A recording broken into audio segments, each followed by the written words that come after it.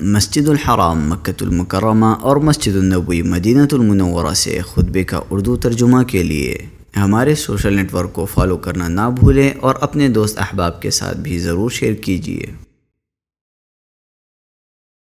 خطبہ جمعہ مسجد الحرام، تاریخ 21 ذوالقعدہ 1447 ہجری بمطابق 8 مئی 2026 عیسوی۔ موضوع حج میں ذمہ داریاں اور آداب۔ خطیب فضیلۃ الشیخ عبداللہ بن عواد الجوہنی حفظہ اللہ۔ ترجمہ حشر الدین مدنی۔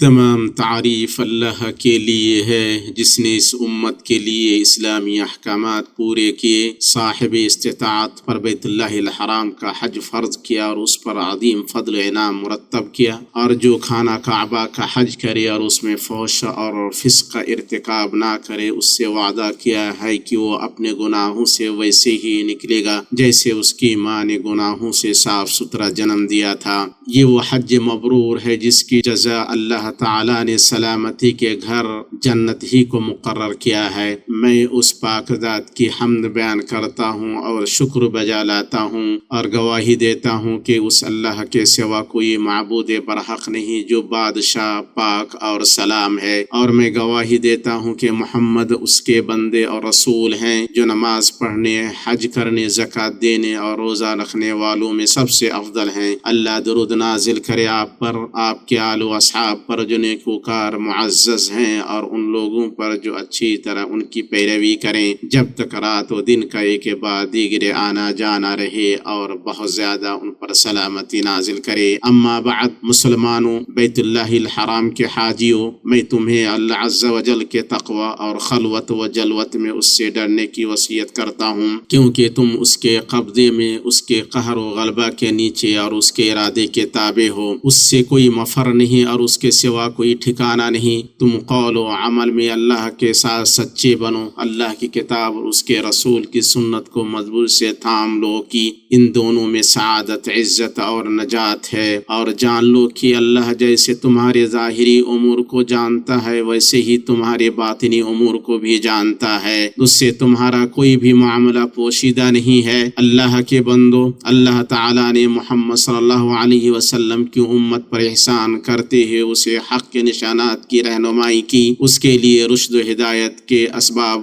روشن کیے، خیر کے راستے اور سعادت کے اسباب آسان کیے، اور اس کے لیے امید و آس کے دروازے وا کر دیے۔ اس لیے خیر کے موسموں میں سے کوئی موسم نہیں گزرتا ہے مگر اس کے بعد دوسرا موسم آ جاتا ہے۔ ان دنوں عمرہ اور حج کے مناسک کی ادائیگی کے لیے بیت اللہ الحرام اور رسول اللہ صلی اللہ علیہ وسلم کی مسجد کی زیارت کے شوق و طلب میں مسلمان کے جذبات موجزن ہوتے ہیں۔ میں اللہ سے سفر میں آسانی اور اقامت میں آرام کا سوال کرتا ہوں، اور اپنے لیے اور ان کے لیے حج مبروک، نیک مقبول عمل اور قابل تعریف کوشش کا سوال کرتا ہوں۔ امت مسلمہ، ہمارے نبی صلی اللہ علیہ وسلم کی امت پر اللہ تعالیٰ کی رحمت میں سے یہ ہے کہ اس نے مکلف مسلمان پر عمر میں ایک ہی مرتبہ حج فرض کیا ہے، جبکہ وہ وہاں تک پہنچنے کی استطاعت رکھے، اور جب عازم حج ہو تو اس پر واجب ہے کہ وہ اپنے ارادے اور نیت کو اللہ تعالیٰ کے لیے خالص کرے، اپنے عمل کو رسول اللہ صلی اللہ علیہ وسلم کی سنت کے مطابق کرے،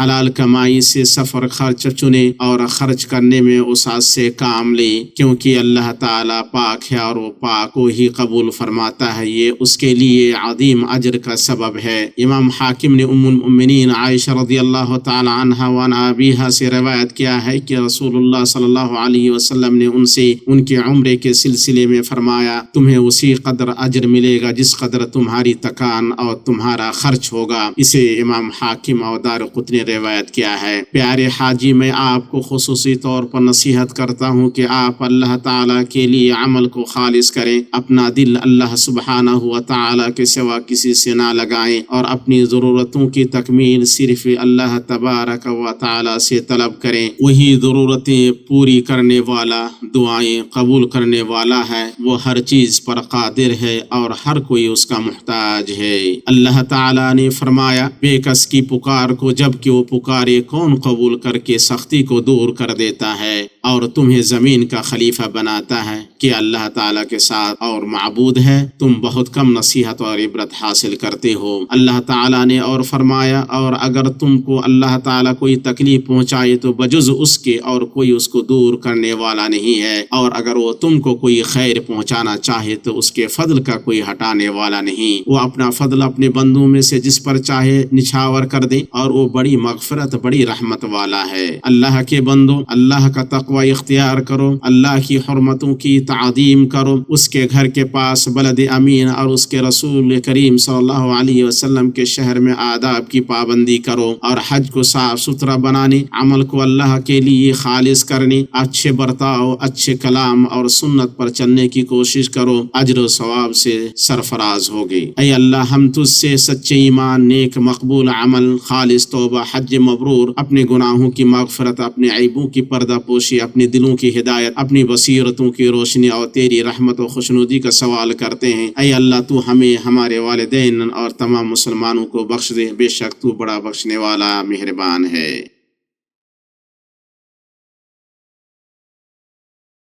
تمام تعریف اللہ کے لیے ہے جو سارے جہانوں کا رب ہے، اور انجام کار متقیوں کے لیے ہے، اور سختی صرف ظالموں پر ہی ہے۔ اور میں گواہی دیتا ہوں کہ ایک اللہ کے سوا کوئی معبود برحق نہیں، اس کا کوئی شریک نہیں، اور میں گواہی دیتا ہوں کہ ہمارے سردار اور نبی محمد اللہ کے بندے اور اس کے رسول ہیں۔ اے اللہ درود و سلام اور برکت نازل فرما ہمارے نبی محمد پر، ان کے آل و اصحاب پر، اور ان پر جو نیکی کے ساتھ ان کی پیروی کریں اور استقامت پر رہیں۔ اما بعد، اللہ کے معزز گھر کے حاجیوں، اللہ کا تقوی اختیار کرو اور جان لو کہ حج اور عمرہ کے کچھ ارکان، واجبات، سنن اور آداب ہیں۔ جب مسلمان احرام باندھتا ہے تو اپنے آپ کو ایسے اعمال کا پابند کر لیتا ہے جنہیں پورا کرنا ضروری ہے، اور اپنے آپ کو ان چیزوں سے بچنے کا پابند بنا لیتا ہے جو احرام میں ممنوع ہے۔ نبی کریم صلی اللہ علیہ وسلم نے فرمایا اپنے مناسک مجھ سے سیکھ لو۔ اللہ عز و جل نے اپنی پاک اور مقدس سرزمین میں ایسے لوگوں کو ذمہ دار بنایا ہے جن میں پوری اہلیت ہے، اور وہ حرمین کی خدمت، مقدسات اور آنے والے زائرین کی حفاظت و نگہبانی کی صلاحیت رکھتے ہیں۔ چنانچہ سعودی عرب کی حکومت، اللہ اسے سر بلند رکھے، نے حرمین شریفین اور احرام کے ہر میقات میں ایسے علماء مقرر کیے ہیں جو لوگوں کی رہنمائی کرتے ہیں، انہیں مناسک حج و عمرہ کے اعمال سکھاتے ہیں اور انہیں صحیح راستے کی طرف رہنمائی کرتے ہیں۔ اللہ کا فرمان ہے اگر تم نہیں جانتے تو اہل علم سے پوچھ لو۔ اور اسی طرح اللہ کے مہمانوں کی خدمت کے لیے ڈیجیٹل سسٹم کو بھی بروئے کار لایا گیا ہے۔ چنانچہ حج کرنے والے میرے بھائی و بہن، کوشش کرو کہ تمہارا حج اور عمرہ مقبول ہو، تمہاری کوشش کی قدر ہو۔ نبی کریم صلی اللہ علیہ وسلم نے فرمایا مبرور حج کا بدلہ جنت ہی ہے، اسے طبرانی نے روایت کیا ہے۔ اور نبی صلی اللہ علیہ وسلم نے فرمایا جس نے اللہ کے لیے حج کیا پھر نہ بے حیائی کی اور نہ گناہ کا ارتکاب کیا